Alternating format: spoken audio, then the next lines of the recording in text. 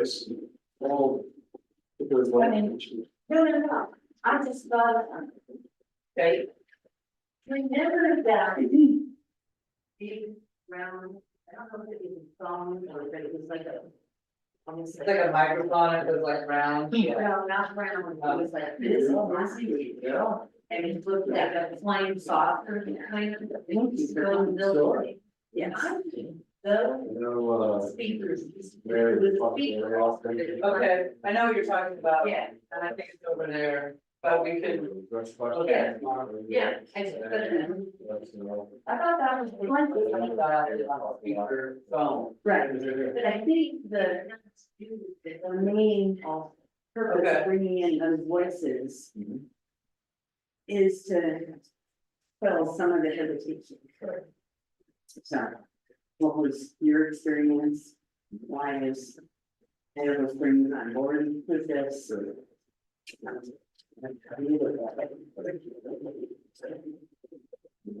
think the mayor will probably be mostly talking about what is happening, what is not about this. Chime in, but there's all my.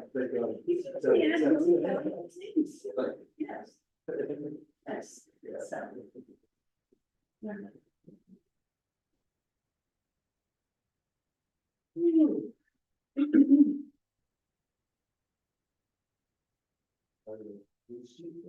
Well, that's on the agenda tonight is the, acceptance of the contract. Very good, very close. Yeah, yes, very close, yeah. It was in the process. Yeah. It's the inspector, the CH is pronounced like a K, so it's inspector. That is Jesus. Yeah. And we're recording, so. He's got 6 years. Teaching experience. He's going to be recording. Yeah. You guys really lucked out. He's awesome. He's so.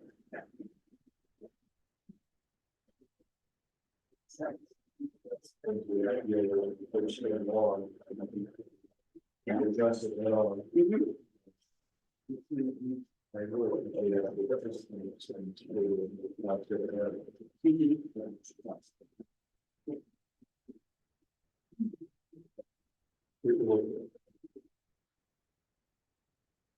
No, how you been? Busy. Yeah. Yes. Yeah.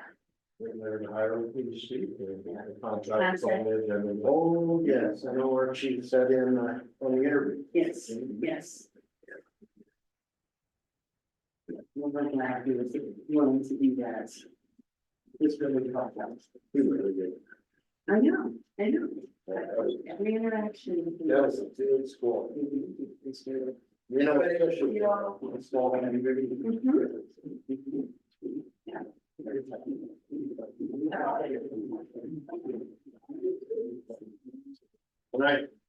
And you worry first coming in, shining in. Thank you. Bigger, I guess the party worry is, maybe these dehumanized folks or something, just getting in a larger department. Hey, thanks for coming. It's a cool building. Yeah, it is. Yeah. This is the more I look around, the more I appreciate it. Yeah, and I have to tell you, I had never been in this building. I've been in your old city hall many times, but never this one. Meaning the old, Yeah, here on the corner, actually. The community center actually was that, was that the old county building? Yeah. Oh. Yeah. It's okay. You too. Yeah, my pleasure. Happy to be there. Very nice. How are you? How are you?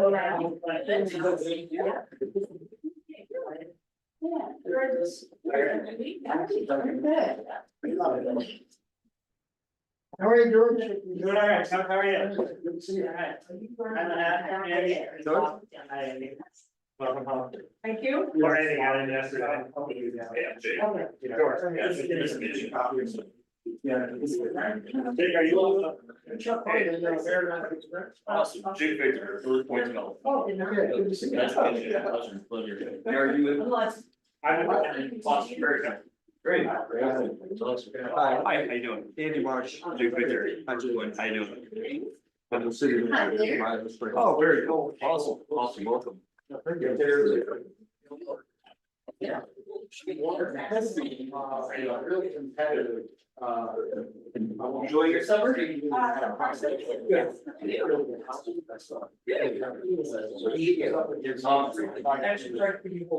Oh, okay, yes. Rush, I said Brad. Brad first. So that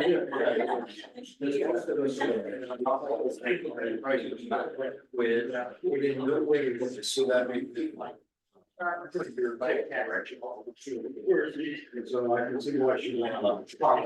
Yeah. Very interesting. I'd love to hear it, Granny, you know, checking the ball like that. Well, and I said, you I said, because you have people that have experience in like later that say, you know, your lead energy efficiency are 6. Tonight's gonna be like. Yeah. I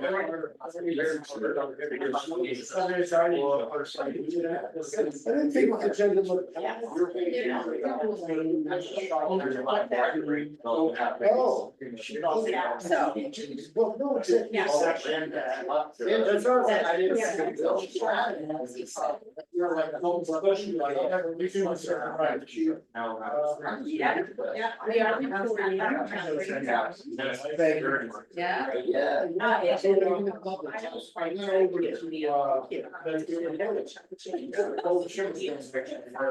to Record.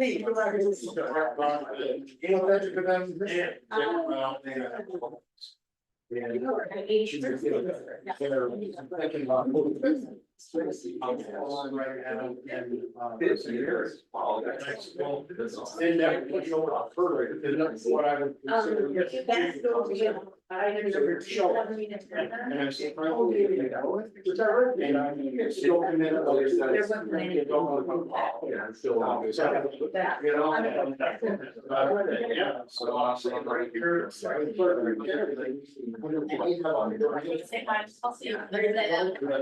I'm not gonna be. They've got a number of other, are they just one that we told her they like.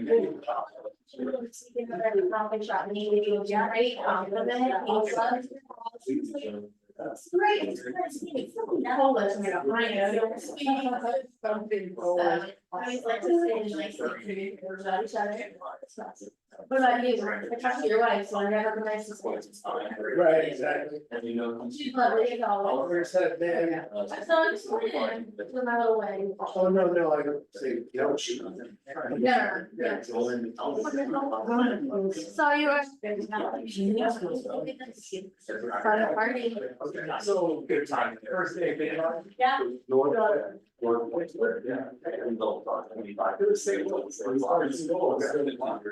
Anyway, maybe that restaurant. Yes, it's a Polish doctor, so I'm sure. They want to hear about maybe in one faster, it comes in, it's not come very well. It's very hard to get China, so we're out of our business a little bit more. Sure, so, senior affordable housing project. Yes, so you. Oh,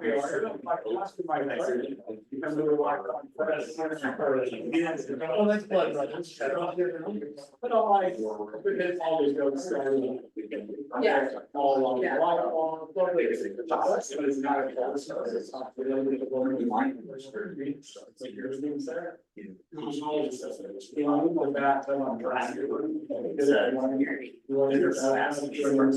We're gonna put our real back. Hi there, Mary. Survey the broadest, you know, sure, population. The way that it means, once I've been in here a lot of years, I get surprised like I would get some pushback. So it's. Well, I walked her, you know, our senior long. Cause I heard in some of your houses, it's such a bad, it was more than almost so. Yeah. Then.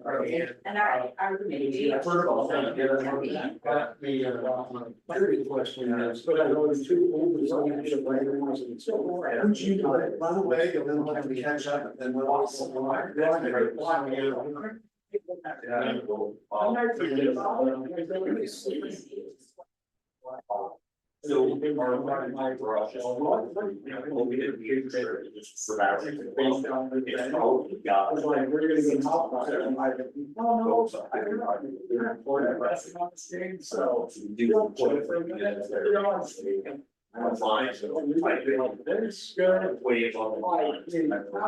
So we can still make that, high projects, especially for. So much.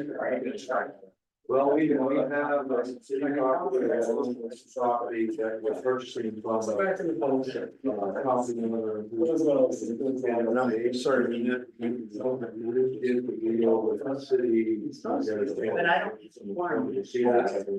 I got 3 out of 5 that I can do. Gotcha. You do have to sell. Yes.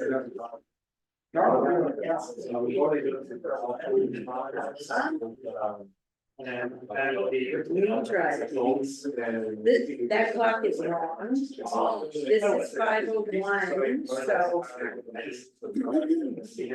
we're not total straight. Mary, do you want to test your sound? Do you really want to hear me? Yeah. Loud and clear. Awesome. Congrats, by the way. Thank you. Thank you. Appreciate it. He's a cutie pie. Yes. Like I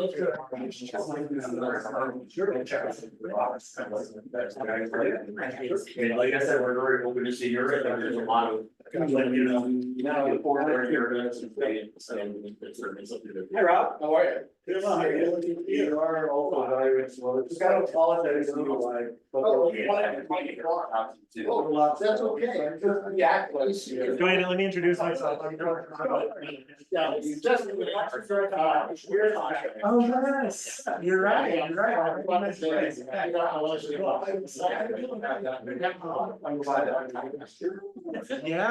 Yeah, it's been a 6-year run. We've got some good stuff done, we've gotten some bad stuff done.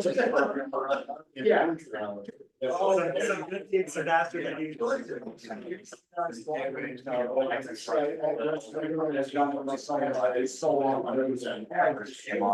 I mean, it is. It's important work, it really is important. You know, we get some right, we don't get some right, and the thing about local government is you got real people are really thinking hard and agonizing over this stuff, right? Somebody has said. Yeah, well, we take our. Anyway, I'm gonna sit down. I know what that. So.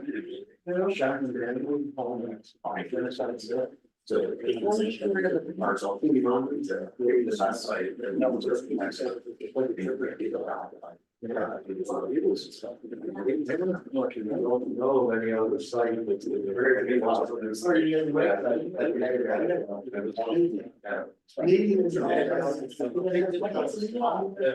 big. They did follow around.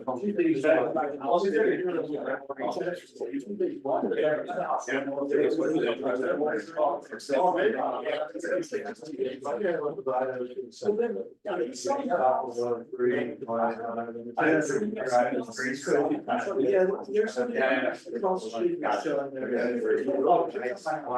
Here's a switch, usually I'm not. No, they're great. I know.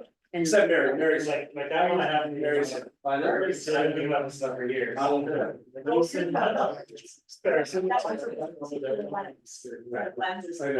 She's better live. You gotta show us the kid up. What? You need to put the grandkid up. I could probably put up a picture, but you know, and he's much cuter than I am, so. He's hours old or something like He that. he actually looks like Rob. He's got that same bald head. I thought all newborns look like Winston Churchill. with the cigar in his mouth.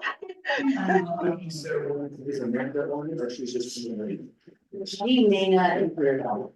Oh, Amanda's gonna be late because she's got a school thing with her seventh grader, so. Okay. So just in case you don't know, I'm in Kansas. Here, I'm staying in a short-term rental that's themed like the Wizard of Oz. Here are the red slippers. Okay. That's my proof. The Kansas sunflowers. I saw that, yes, well spotted. I didn't redecorate my house. I'm really in Kansas. There's no mountains out this window. Yeah, yeah. That's today's. Okay, well, we're trying to get a hold of more board. We don't quite have a quorum, but we've got people gathered, so let's go ahead and get started. It is 5:05 p.m. And we've got some guests in the house. So we've got Mayor Chuck Harmon and City Administrator Andy Marsh. We've got George Marlin, Commissioner with the county, Annie Saxon. Go ahead, I'll let you do your title. Yeah, Amy Saxton, my title is Strategic and Community Planning Division Director. There's way too many words and I'm an apology. That's okay. So, and then we also have Jake Victor. Okay. All right, so why don't did anybody wind up with any questions after you reviewed the materials that we got in the packet? Okay, my notes from our last work session were that we wanted to find out what the zoning recommendations are, which they're in this packet. Staffing shortages here in Georgetown, is there data on that? List of potential projects and examples of other housing authorities. And I'm sure there are other questions that have come up in the meantime, but we had invited folks from the other jurisdictions, a couple of them, just to give some input on how the whole proposal was received with them, what they're excited about, et cetera. So, why don't I toss it over to you? Okay, Rich is on his way and John is not gonna be able to make it until 6. Okay. So, okay, well, I'm excited about tonight. I know you guys from the county to Idaho Springs, a municipality, are ahead of us in many ways because of circumstances not allowing us to spend as much time through this. We have been through some really busy seasons with all kinds of other agenda items.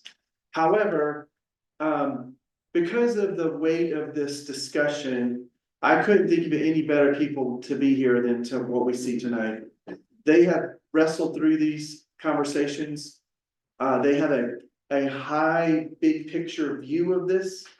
And I've asked them to come and share from their perspectives of why they see this as a win for the county, specifically for Georgetown. Why is this a win for Georgetown? From the county's perspective to Idaho Springs' perspective. And I don't want to steal any of their thunder points, but I really want them to kind of share how they wrestled through this and how they were able to land that this is not just, I'm in support of this, but we need to do this kind of thing. And I think it's good that we hear these kind of conversations. And so they are graciously here and I'm thrilled that, we can hear from them. So that's where we are. Okay, board members that are here, are there any questions that we haven't, that my notes didn't touch on that you still wanted to be answered? Just so that we get them up front? I'd like to hear what they propose or what they can share with us, and then I know we'll have more questions after that. I'm ready to ask them if I don't get answers during this presentation. Okay. Great. Who would like to start? Hey, I'll go. Okay. Yeah, I'm Chuck Harmon, Mayor of Idaho Springs, and I want to thank everybody for giving me the time. some things I think that you may find interesting about Idaho Springs and how we got here is that we see this as a very community effort. And when I say community, I mean all the municipalities plus unincorporated. And really, I'm speaking for council when I tell you, we're not concerned if most of the units end up being in Empire or Georgetown, or because frankly, 50 units in Georgetown helps out Idaho Springs. And 50 units in Idaho Springs helps out Georgetown. So, Before you go too much yes, further. sure. For video purposes, the camera's cutting you off at the neck. Oh, I'm sorry. Take a Okay. couple of steps back. All right, I promise. Right, that's good. I promise it, he doesn't get any better, but. Thanks. Okay, carry on.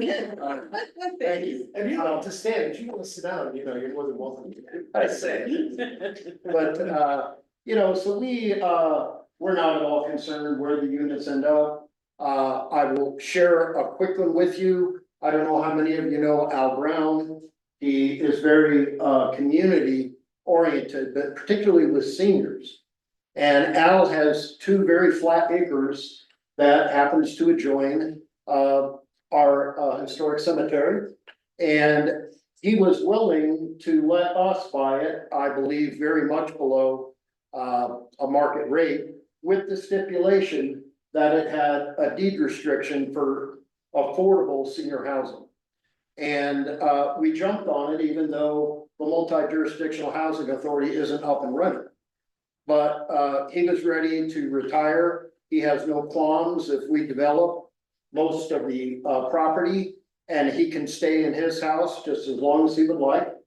And when he's no longer on the property, we're free to go ahead and develop the rest. You're right next to a senior, it's a senior retirement facility next to a cemetery? Yes, and I just wondered if maybe, I know, Al has a good sense of humor. but I want you to know, because I'm sure this probably crosses people's minds. What if we end up with a disproportional number of seniors that need affordable housing from Empire or from Georgetown? And I mean, the comment I have to make towards that is welcome. This isn't just an Idaho Springs affordable senior living. I think we're probably gonna end up with 80 or more units, and it's for all of our seniors.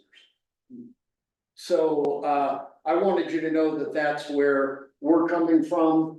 I don't know how many of you, had known, of me before I was mayor, but I can tell you, I have never been one that thought government is the answer. I find the government to be wasteful. I am, have always had what I would call a healthy mistrust of government.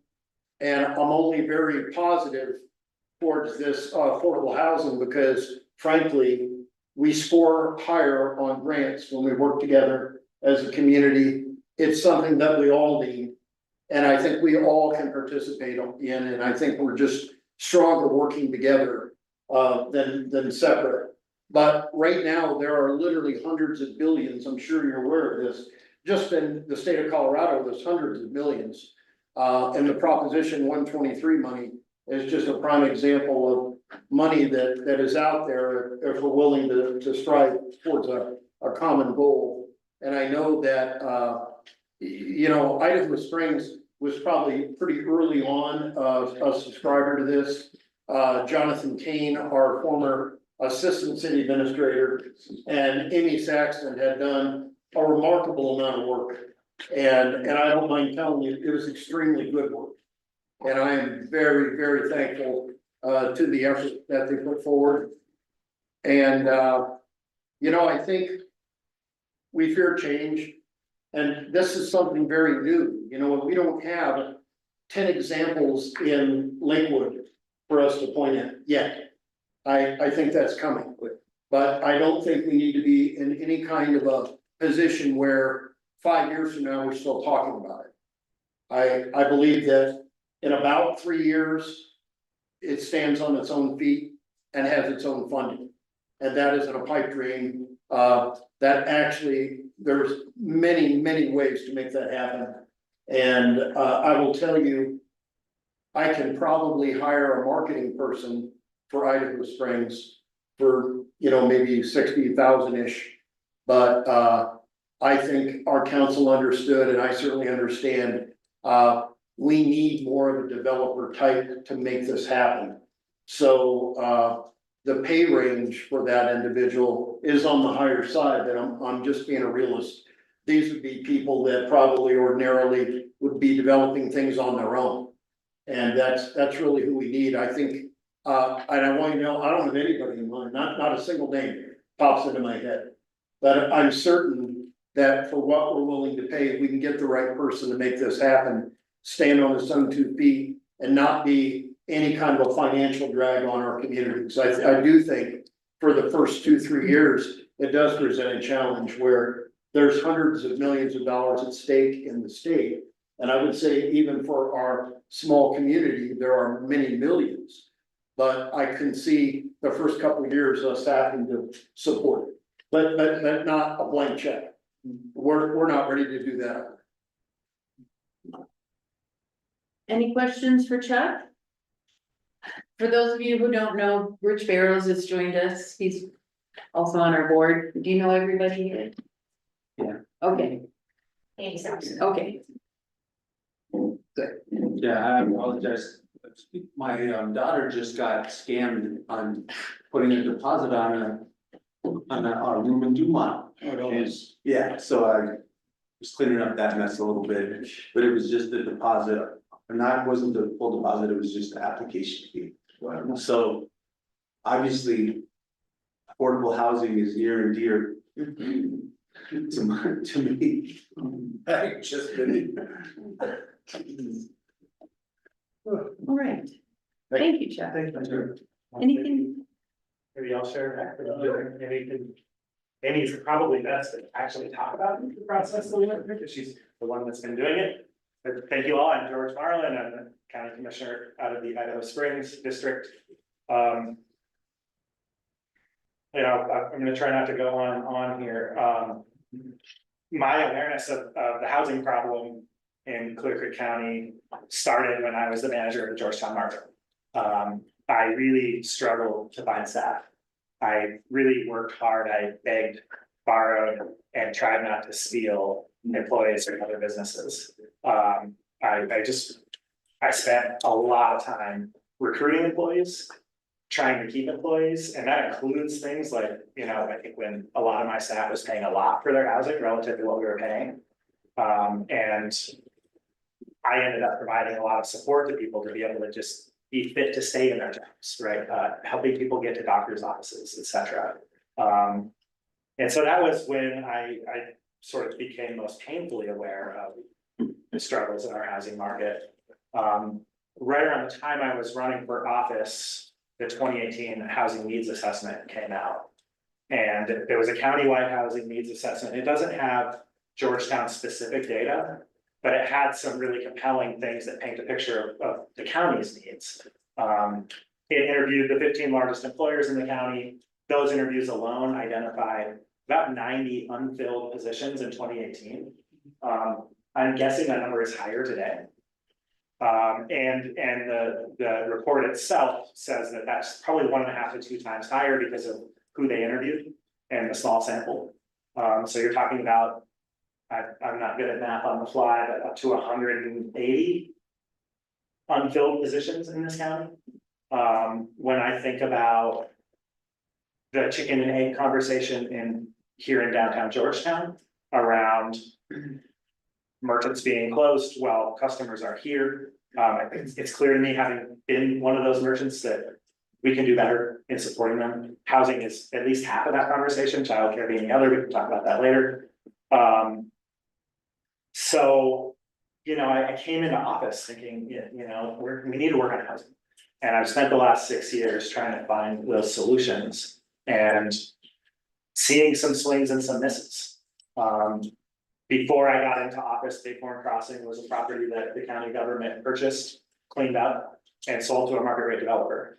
I wonder how that conversation would be different And what we'd be hearing differently from the community today, had the Clear Creek County government at the time had this housing authority in place to say, you know, now we have a competent partner, a quarterback to really talk about a price amendment for bad developers. I say the same thing about when the school district was talking about selling a football field. What we lacked in that conversation wasn't political will around trying to get a price amendment. It was really the ability to point to a quarterback, a person that says, yeah, hey, I know the partners, I know the funding sources, like we can get this done. What I've learned is that that's not me, as smart as I might think I am. That's not a half an FTE in the county government. It's not a division director that's in charge of a whole bunch of stuff. We need a dedicated person and it's a very specific skill set.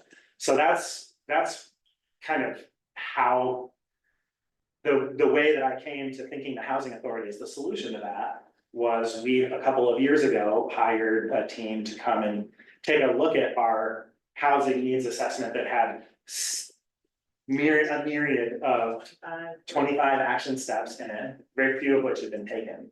To say, you know, what's an action plan here? What can we do to start to get some progress? And their recommendation was go after a multi-jurisdictional housing authority. I view it as a really great way to not just pool funds, but pool energy, pool intelligence. That board is going to be equal representation. And that director is going to have the skill set we need to start to have real conversations about price amendments when developers are coming into our communities. I am excited to see efforts around tenant advocacy, opportunities around possibly property management, et cetera, become real, become more robust through the housing authority. So those are some of the reasons that a couple years ago, I was really excited to go down this path, and we got a grant, and Idaho Springs and Clear Creek participated in this grant to sort of bring this proposal to all of our jurisdictions along with those code recommendations. The things that I've had my eye on as we've gotten into the details about the agreement is, you know, how do we make sure this is a high performing organization? How do we make sure that the distribution of funding is you know, fair and equitable? How do I make sure as you know, being responsible for one jurisdiction that this housing authority isn't gonna start stomping around and telling me what to do in unincorporated Clear Creek County? Those are some of the kinds of nuts and bolts things that we have looked at and thought through and that I think are represented reasonably well in this agreement. But I also think that there's space, I'm speaking for myself, I wouldn't be offended to see this agreement change. So that other people can have comfort, other jurisdictions, if it's Georgetown, if it's Silver Plume, if it's Empire. So I'm just really excited. What I think I know, what I have confidence in, is that this multi-jurisdictional housing authority is going to improve outcomes for the constituents of everybody that chooses to participate. And the thing that I also know is that that's not just better for the people of Georgetown, I think it's better for the community as a whole, if Georgetown chooses to have a seat at that table. So happy to answer any questions, or I think it would be great to get to Amy, kind of talk about kind of the nuts and bolts of how we went through the process of building this, if you guys are interested. Okay. Any questions for George before we move to Amy? Okay. Thanks, George. Yeah. Great, thank you. I'll just, yeah. Do you want to see that space? I'll just part of it. You're in the recess. I think this will work. So, thank you. Again, I'm Amy Saxon. For those of you who don't know me, George mentioned I'm the division director at the county. My responsibilities include the planning and building group, which is where I got to know Lynette, and I'm responsible for the housing department. I also lead the trails and open space department, and I represent the county on issues related to I-70. So I kind of have circus music playing in my head all the time. I'm going to talk just a little bit. I want to build on what George talked about how we got here. We did try to make the 2018 needs assessment something that was actionable, so we could identify a strategic plan, and we got really pointed to the need to pool resources. That's something if any of you have seen our video, you heard Lynette comment on that in that video that we made for this project. Pooling resources and being able to concentrate and have that quarterback that George mentioned to lead these projects is really critical. I think the values that George and Chuck talked about, elevating this community, strengthening the community with housing as the foundation is really a critical thing. One of the things that I've had the opportunity to do is sit in these rooms for all of the communities, because that's been one of the things I've done. I've spoken to Empire and Silver Plume, I've been in this room, I've talked to Idaho Springs Council and presented to the VOCC, of course, about this. And that's given, I've heard what the concerns are from all the different communities and everybody has different concerns, and a lot of it really comes down to value. What is the value of this, of the MJHA? What are they going to get? How can the MJHA deliver value to each different entity? And that is an important concern. That is going to be a challenge for the executive director, whomever is hired in that role, to make sure that the MJHA serves all the diverse needs of the community. And a couple points I want to make. Several people have talked about the value proposition from the perspective of the limited amounts of land that we have available. There's only so many housing, there's only so many places to build. Everybody could probably count them on their existing digits, right? There's only so many. And that's relevant, and that's important to keep in mind. However, that means a couple things. One, it's really important to get them right and to have that quarterback and make sure that the process for those limited opportunities meet the need, that they really are on target. So that's one reason to consider really utilizing our resources well. But another important thing to consider with the MJHA is that it's not just about building new housing. First of all, building new housing is hard, it takes a long time. That's not going to be the first things that this MJHA delivers to this community. Resident services is a really, really important thing that this entity can deliver. Connecting people with resources that are meaningful to that community. For Georgetown, that might be historic preservation grants, opportunities to elevate the quality of existing housing. One of the things that the Clear Path Home project included was a zoning code review. You're somewhat familiar with that perhaps. Each entity got a review of their zoning code to see how well it was supporting that community's housing goals. And the one thing that every single community identified as a housing goal was to maintain the quality of their existing homes. And that is something that I would imagine every community struggles to find capacity for and struggles to actually do. How do you do that? How do you make sure people can connect with the resources that are out there for renovation, for weatherization programs, for historic preservation grants? And that's an ideal project for an MJHA to offer coordination and collaboration and really help coordinate on that and deliver value for that. And even if that was all that was delivered, I feel like that would be a big value for Georgetown, to have a resource to make sure that the historic preservation of the homes in this community, in many ways above all of the communities, have so much value to the identity and culture of this town, that is something that could be of real value to the community of Georgetown. And so I think there's real opportunities for each community to develop a custom set of value from the MJHA and make sure that those programs are delivered. So those are a couple points. One, the housing work that gets done does need to be done perfectly as we can, because we have so few shots. Two, an important goal to every single community is to maintain the quality of our existing homes. And that's something that the MJHA can offer meaningful benefit to. And so then that was 1, 2, and there was 3. I had it. The next steps, the how we are actually going to make this work.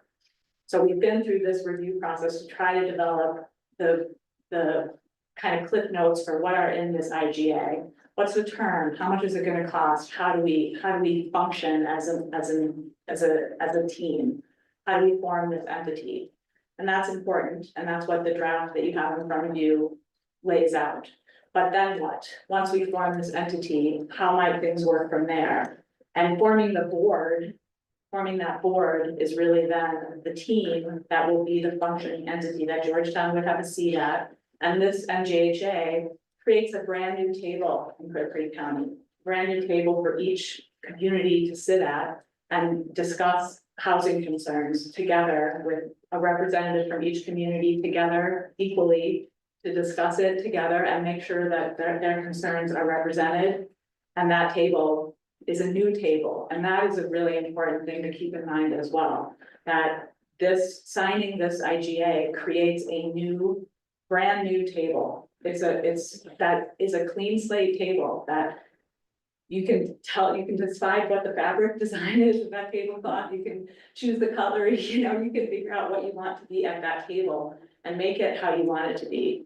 And that board will design the mission and vision and create a specific business plan. We know we want the MJHA to advance affordable housing, but what are the priorities? What are the priority tactics for that strategic goal? We know we want the MJHA to provide resident services, but what are the priority tactics for advancing that goal? Aren't there examples of good, like of this success somewhere else in the country, and isn't that like, couldn't that act as a model? I mean, obviously not, word for word, but take the good with the bad, and. Well, we have done that. We use the Fraser Valley Okay. IGA as the template for our agreement and worked with that as our first draft and then edited from there to make sure it represented this community.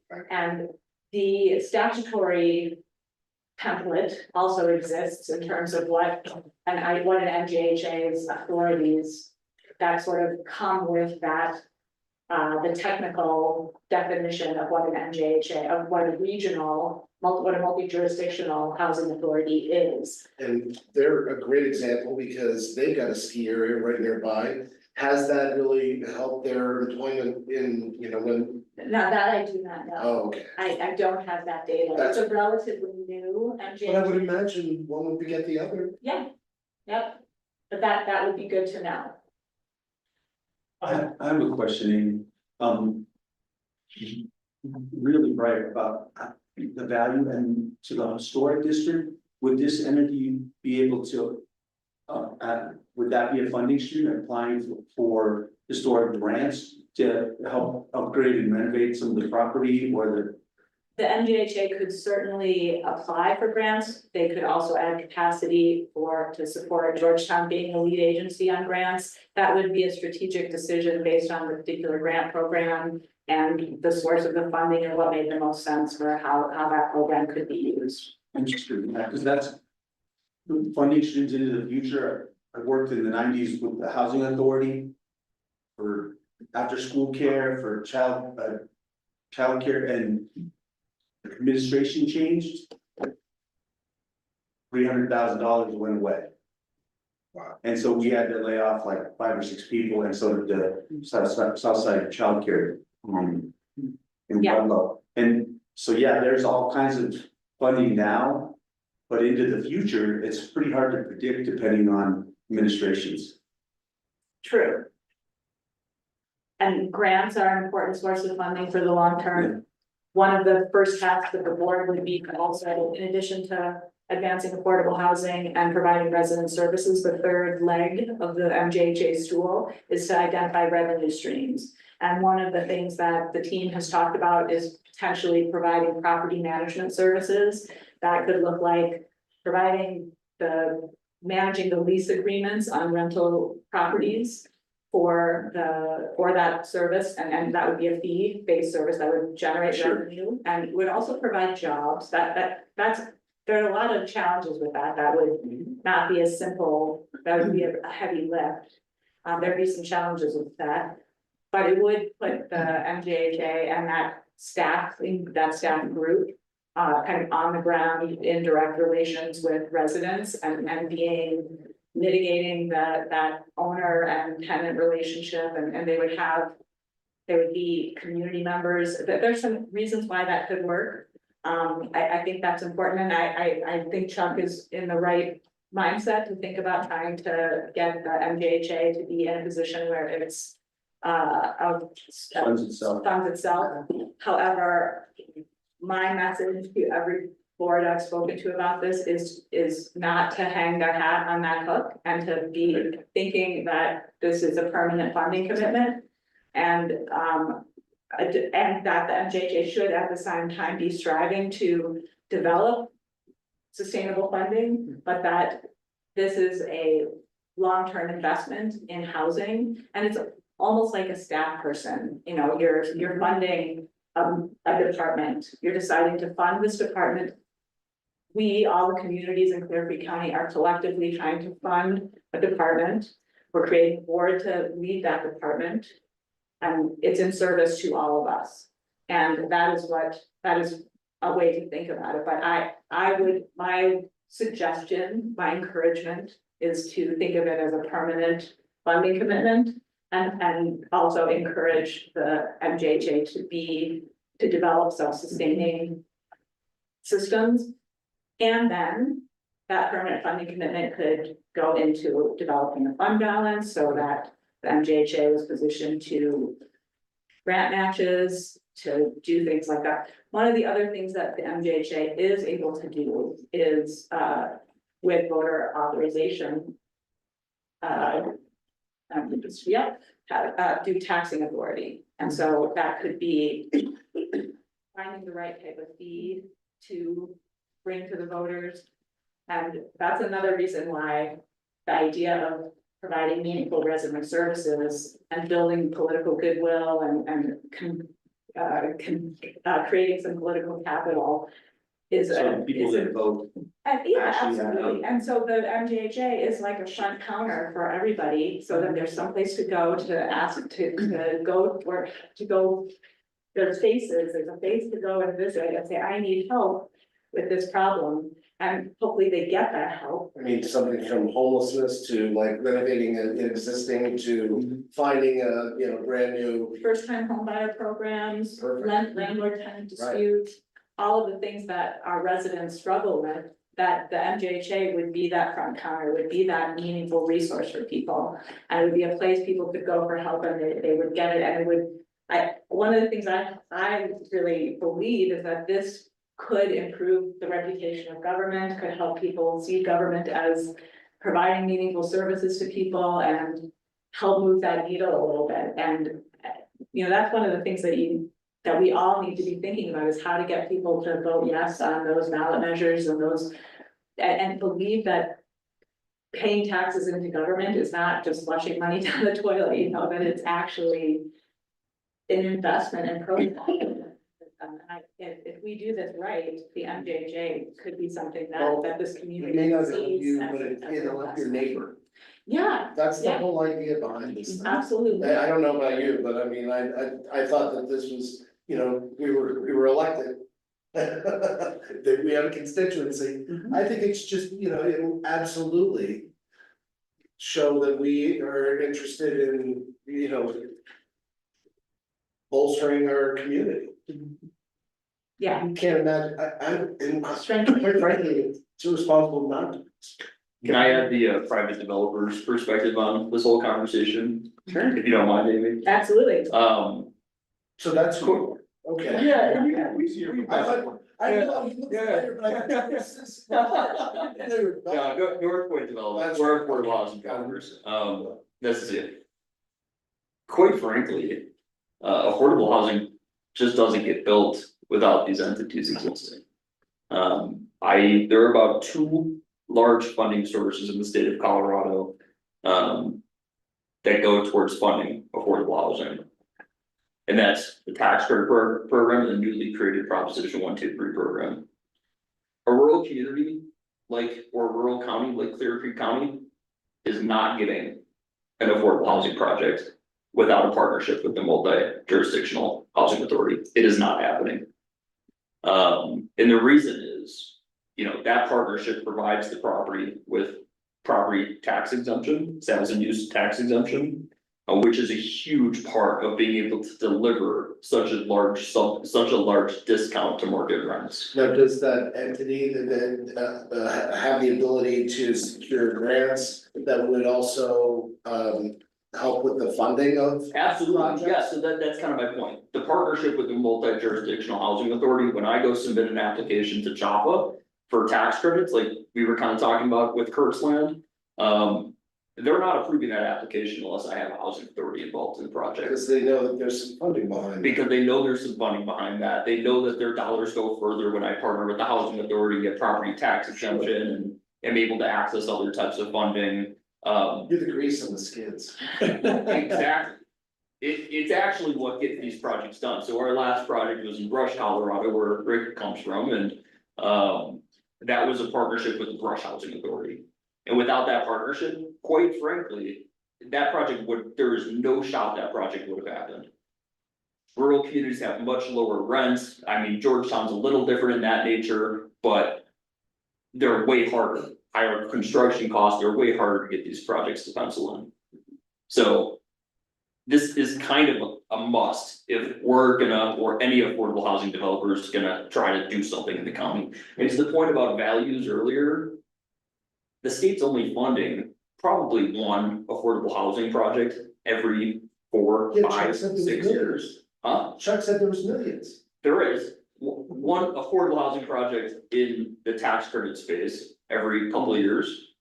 And if you don't view this as a collaborative process as a county, you're gonna end up in a position where you're fighting against each other, and the multi-jurisdictional housing authority kind of puts you in a position to all come to one table and have that conversation and game plan and strategize as to how you're gonna kind of achieve all these different communities' objectives. Do usually these multi-jurisdictional housing authorities have like a sole person who just writes grants? There's usually an executive director, yeah, Oh, that comes out. plus staff, plus additional staff. And I guess the other thing I'll mention is these partnerships are not always free to develop. Cause that's the. So that involves, providing the housing authority with some percentage of cash flow, or providing them with some percentage of our developer fee for providing that partnership and being involved in the project. So that's also another potential future cash flow source for the entity, so. Yeah. Really important conversation, really exciting to hear the county talking about that. There was something that came up that, and then you know about this, of course, because you brought it up. Rich, I think it was you asked about historic preservation. You'll see in the draft that's in your packet, has changed in the last week to explicitly include housing preservation. It was already always kind of in there, like regular, it's just been there. But now it explicitly states that is a possibility, because Lynette had said in the mayors and commissioners meeting that, it's a value and it's something that I'd like to see be explicit. So there's a nice recital about it in the new agreement, as well as explicit mention of housing preservation. Because, there are a lot of homeowners in Georgetown that are doing a great job keeping their houses up in the historic district. And I think there are some homeowners and some renters that could use some support. And I think that this organization can fill in that gap as well. I think for Georgetown, that we're gonna find more value there than doing any buildings because of the lack of buildable space. So that I appreciate you answering that question. That was exactly what that's going. And at Empire and Silverville, I think similarly, particularly similar, I was at their meeting last night. But it doesn't, folks that work at Georgetown Market, if they only have to drive from Idaho Springs, that still helps provide housing to folks in the county. Absolutely, sure. And for jobs throughout the county. Well, the other thing too is, I don't know what it is, but Idaho Springs is the limit that people from down in Denver will come to. If you say that you're in Idaho Springs, oh yeah, we'll come up, no problem. Right. The minute you say you're from like Drummond or Downeyville, or even, Yeah. Georgetown, immediately it's, wow, like, whoa. So I mean, having enough housing in the area so that you can house people who are plumbers and electricians and people who are necessary You know, so that you don't have to call down to Golden or Thornton Right, to get somebody. right, so our community can grow organically and authentically. I mean, that's really where the In rubber meets in the a way road. that increases our school class sizes and, you know, really lets it grow in a way that is meaningful and not in a junk food kind But of if way. you do make a low income housing project with a daycare center in the basement. If the funding's available, yes. Just saying. Yeah. One of the stunning stats from the housing needs assessment is around 70% of the people who work here at jobs located in Clear Creek County are coming in the metro area, to your point. I didn't have anybody coming from the metro area to the Georgetown market, and I think that's one of the, I'm curious if you agree, Chuck, I think that's one of the reasons why we see people able to get employees in downtown Idaho Springs and not necessarily on Sixth Street, Georgetown. That extra 10 miles makes a difference. What is it, Yeah. Baselli, Jim Baselli at Wilson McDonald's, that guy's amazing. He's got J1s and working in there, that's fantastic. I honestly, I've never seen anything like it. Yeah, Yeah, consistently. good for him. Yeah, but look what he's had to do, for God's sakes, Right, right. right? Do you, Amy or George, wanna speak to the services that have been provided over the last several years by Sally Rush? And she is now retired, and so we're also trying to fill that gap, and there've been a lot of Georgetown folks that have benefited from her help Yes. directly. Well, she did retire in July. Mhm. And she provided a lot of resident services and held classes, and we do expect a good portion of that work to be covered by the MJHA. Mhm. We will be moving some of those, we'll be training our health and human services office to cover some of that work as well. And, you know, one of the things George and I talked about a little bit before this meeting was just if we discover that the amount of work that is needed from this one ED, that there's more, that when this board is formed and we start hearing from each of the communities about what is actually needed and the amount of resident services starts to grow, we may find that the budget we have identified for this organization is not quite enough. But that's our vision right now, is that Sally's work could get absorbed and covered by this, and that there's a benefit to having it in one place, Mhm. having one person that's covering the whole service in a unified and consistent way. So that's probably a good segue to make it to appoint an executive director. If it not be you, That, would not be me. okay, I'm just saying, I don't wanna step on anybody's toes. That's the plan. But I'm just saying, I know, that one. But no, that's would be one of the first tasks of the board, once it's formed, to do that strategic and business planning work and really nail down the responsibilities of the MJHA. And to then search for and hire an executive director. Okay. I wanna make sure that we give Jake some time, cause he's here to talk to us too. But any questions from the board that have come up or haven't been answered or? Can I ask a question? I'll just ask one at this point. Okay. Right now, I know that ultimately we're going to be asked for funding to support this and to get it, the startup. But what is the projected cost per year when we talk about creating this housing authority and funding it through some type of tax? What is that projected to be? So, Mary, right now, Georgetown's contribution, I believe, is 30, thank you, George, 37,000 annually for the first 3 years. And there's a fair amount of information providing context for that in the draft IGA and the exhibits that gives you some context for how that number was arrived at, what the different models we use to that were compiled and combined to arrive at that number. And so that 37,000 is 18% of the total.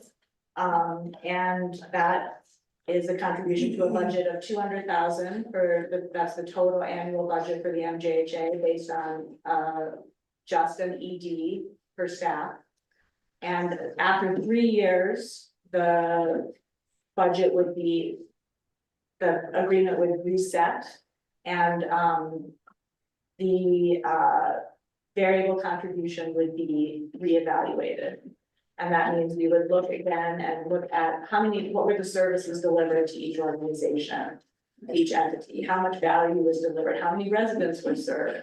Were there any actual housing projects that were delivered in that 3-year time period? How many units were there? And also, what is each entity's ability to pay? Because that is also a consideration in how this original funding model was developed. Ability to pay, this is a combination of population and job distribution. So those are the 3 main entities that were used to create this funding model. When we recalculate in 3 years, we'll add in the value that was delivered to each entity, and we'll recalculate how this funding model will be divided. And I that's- understand that would be Georgetown's contribution. I'm saying if this housing authority ends up being a tax base, you know, when we look at the fire authority, there's a separate, you know, tax I see. option for that. And so ultimately, this housing authority needs to stand on its own somehow without the direct contributions of each municipality. And what is that cost going to be? And I personally find it difficult to accept that for $100,000 over the next 3 years, you're saying that we're going to be providing weatherization opportunities for our residents in existing housing, and there is no affordable housing going to be built when we know that there's a need for affordable housing. And ultimately that's our goal. And so these resident services are great, but the actual service that's needed is housing. And to me, I can't wholeheartedly support $100,000 for weatherization I hear you. when I have, you know, 10 families that perhaps need housing. And I'm concerned that the housing, when it's not distributed equally or not distributed in Georgetown, then that affects our schools, and there's the ripple effect. So you've got a great big program proposal, and it sounds wonderful, but let's scale it back to Clear Creek too. Right, so I mean, I think the way to think about it is for the investment, for the MJHA's budget of $200,000 a year that everybody contributes to. For that is where that investment provides the resource to access all of the different funding sources that are out there. That helps provide the resource that connects people to the weatherization resources that are out there. That doesn't provide the weatherization program money. That helps connect people to it, because there's a whole bunch of money in weatherization programs that are out there that we just aren't connecting people to because we don't have the resources to connect people to them. There's money on the table that we aren't able to connect people to. And so in this case, what this would do and what we're suggesting and what we are asking is that each community is willing to invest. And yes, in this case, Mary, you're right. It would be $100,000 over 3 years. That Georgetown says that's a worthwhile investment, that we're gonna be willing to put that money out there and say, okay, we don't know for sure what we're gonna get for that, but we want to say that we want to connect people with resources. We want to do more than we're doing now. We want to say that we want to make that investment in housing to connect people with resources, to seek grants, to be available to developers, to make sure that the development opportunities that we do get are done right. That's what you've been spending your $100,000 on. Maybe is it fair to add to that I don't hear you saying getting price commitments on housing that's built is not a goal. What I hear you saying is that those projects are difficult to Oh, yeah. build and come across, and then there's no promise that in Yes, the first 3 years, something will be built, it's not the goal not to. right, it's certainly not the goal not to, right. It's the goal to do that. It's definitely the goal to do that. It is something that is difficult, and I think it's also important to recognize that there's a great deal of value in providing resident services and establishing the value of this organization, and that is also a win. And I think that's just a message that I just really want everybody in this room to understand, and that it has to be, that I feel like is a high value benefit to deliver it as well. It also allows developers like us to have interest in Clear Creek County and have interest in these different communities, because if this entity is not here, myself and most other developers, we can't get new affordable housing projects to pencil. So we'll go look at other communities that do have an MGHS. So the establishment of that is certainly, from my perspective, necessary to allow us to even look at doing affordable housing. But so the priority should be the housing and the services come later. I find it difficult to support the housing authority when one of your focus points is looking at possibly property management of short-term rentals, when we know that short-term rentals and affordable housing are not in the same species whatsoever. And, you know, that's a great thing to think about down the line when we can staff it and money's rolling in, and yes, I can see that there's, you know, some income revenue for that, but that's a hard sell when we're trying to say we need affordable housing. Oh, but the housing authority is going to be property managers for the short-term rentals, because we all know, and we've all sat at the tables when the different areas have pushed back on what our short-term rental issues are. So I would like us focused more on the housing aspect than the extra services, because I think then they'll fall into place. And if we're providing so many services for potential people that we can't even house, then are we attracting a whole different issue? I think that's a great set of points, and I think that's the exact type of conversation that the board, when formed, will have about how to focus the MJHA. And that, I'm encouraged by that conversation. It sounds to me, Mary, that you're ready to, you've already joined the MJHA, like you're in. And that's what a strategic conversation is going to be about. What is the focus? How do what is the priority? If there's a list of 2 things, resident services and advancing affordable housing. Yeah, it sounds like if you were sitting on that board, you would say, let's focus solely on prioritizing affordable housing. And that is what the board formation conversation would be about, is prioritizing the business plan and strategic goals of the organization to make sure it's meeting the community's needs.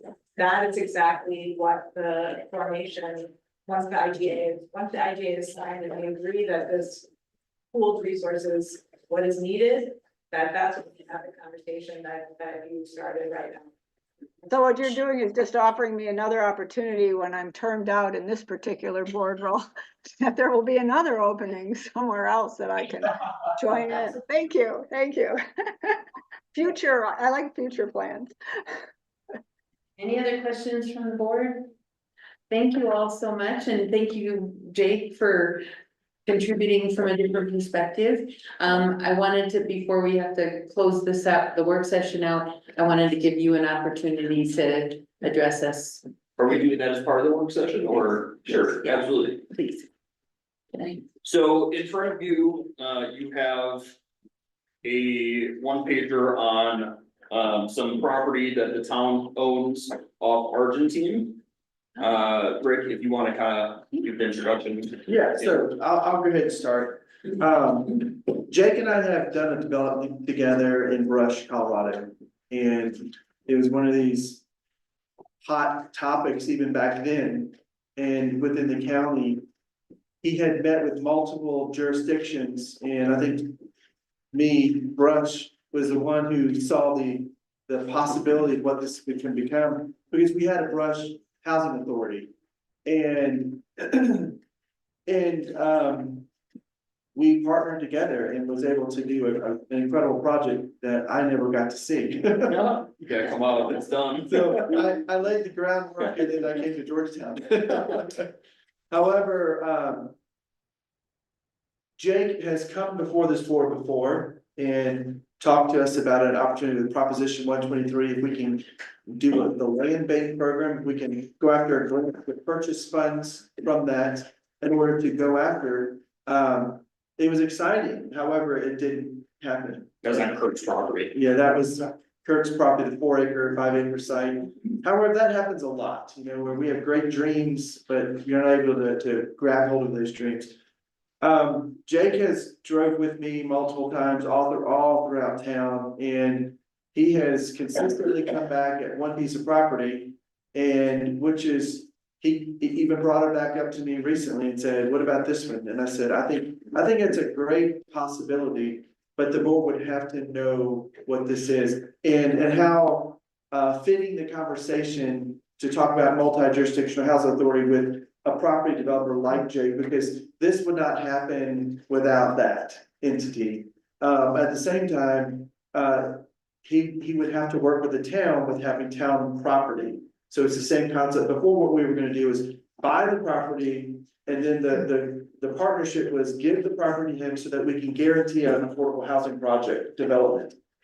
In this situation, we already own the property, so we wouldn't have to go after getting this property. We have it, but he is wanting to share what his thoughts are if we were to partner with him for a project like this. So is that teed up? Good? That's perfect. So to backtrack for a second from the presentation that you all just heard, the county is right now in a very, very strong position to get affordable housing built. And to compete for housing tax credits from the Colorado Housing Finance Authority, be it Georgetown, Idaho Springs, anywhere in the county. The last time that affordable housing was built in Clear Creek County was that project, Idaho Springs. When was that built? Yeah. 2017, I wanna say, so it's 2024, so enough time has passed. Where we can now go to the state and say, hey, we wanna secure additional funding for a new affordable housing development. I was very excited, as were, I think you all, about doing affordable housing on the Kirk property. That's not moving forward at this time. It sounds like that's going to be fully developed by that group. So Rick and I have been talking about finding other opportunities in Georgetown and other opportunities in Clear Creek County in general for the next affordable housing project. What SHAFA really cares about is, you know, access to amenities, walking distance to some amenities, especially in a rural community. So Argentine, kind of a perfect spot for a new affordable housing development. We're looking at doing 45 units, which is kind of their sweet spot for their 9% housing tax credit program. We're interested in doing 1, 2s, maybe 3-bedroom units. You can kind of see some photos on the bottom left of that handout of, you know, recent projects that we've done. I don't think I brought anything like that. It was more of just a conversation. That property would be deed, or any property that we build on would be deed restricted to be affordable for 30 years under a land use restriction agreement. So deed restricted. The town would not be transferring the property until we're actually closing on the development, which means we have your permits in hand. We are ready to go, you know, fully committed on building, you know, 30 to 80% AMI affordable housing. So I really do like that property. I believe it's currently the event parking lot. I think there were some conversations or insight that Rick had around some maybe potential concerns. I don't know where he escaped to, probably that. So this project would be all electric, net zero energy. It would be the first affordable housing development here in Georgetown that's actually considered affordable. It would be the second in Clear Creek County, which is very exciting. Like I said, it would have 30 to 80% of Clear Creek County median income. We would be looking for a partnership with the multi-jurisdictional regional housing authority as part of that development to provide property tax exemption. That would be a very important element of moving our project forward. Your flagship project. And I think it would address some of the concerns that, you know, we just heard around really focusing on affordable housing from day one with that new group. So with that, that's kind of, you know, the gist of what we're looking at, what we've been talking about for a while. Open it up to any questions or conversation and kind of hear from you all on thoughts. Greatest meeting pot. Yeah. I honestly didn't know this meeting was happening. I called her last week. I'm like, we can touch base Well, I thought with your council. I thought you guys had to fight. That was a secret, however. Thinking you guys are next level. Sorry. No, but is there any way, like, if, you know, push came to shove, we could like visit that brush project just to see? Absolutely, What- absolutely, yeah, it's beautiful. Okay, If you would like to make the drive to Brush, more than welcome to. what is it, like 3 Oh, yes, days? sir. 3-day drive from here. Absolutely, but as a company, we have, you know, about 2,200 units of affordable housing that we've built. Happy to share, you know, additional brochures and information on all of those. Yeah. Just so you can see kind of our portfolio, but, we've been around for about 15 years. I skipped over some of this background because we've gone through it in the past. So from us, you would need a letter of intent. So in order to apply to CHAPA, applications are due in February. Rick and I just went through kind of what the process would look like. We would need a commitment from you all to donate the property for affordable housing, once again with the contingency that we wouldn't actually close and have ownership over the property until we have a full commitment from CHAPA and we're able to break ground. We would be going to a plan commission for the special use permit. There's language in your code that permits you to permits us to build multifamily housing in the commercial district, as long as it's town-owned land. Then the third piece would be, you know, asking for the Board of Adjustments to give us a variance to parking. We would, you know, explore exactly, is a 1.5 to 1 parking stall per unit what we need, or, you know, do we need any adjustments there? So that's kind of what the process would look like. It's super helpful, like I said, that the county did a housing needs assessment in 2018 that boosts the case significantly. We are right now looking at making this a family development. Like I said, 30 to 80% of county median income. Okay. Do you usually, before you do a project like this, do some community meetings? So that way, Absolutely. the community would get a chance to see what you're gonna do, hear about it, provide input. Absolutely. Yeah, and I think we've talked about in the past, I think our goal is to start this process sooner rather than later, so that we can get in front of the neighbors, we can get in front of the community, start having these conversations with them. And making sure that they understand what you all are working on with us and are excited about it. Very good. But I think something important to consider is, you know, as a county, I think everyone needs to be on the same board as, you know. We can't be working on a couple different CHAPA projects at once. I think the county needs to commit to, you know, this is our next project if we're gonna move this forward. A partnership with the multi-jurisdictional housing authority, and I think that's an important part of the process as well. If CHAPA sees a couple different applications coming from the county, it's gonna be a bad look for the county, so. Very good. All right. Questions, Mary? Okay, anybody here? Okay, very good, thank you, and I'd like to see us pursue this. I think the rest of the board does also. Okay, Perfect. Good, thank you. thank you. Thanks, guys. Yes, Yeah, thanks very thanks much. for the track. Okay. So that's at the end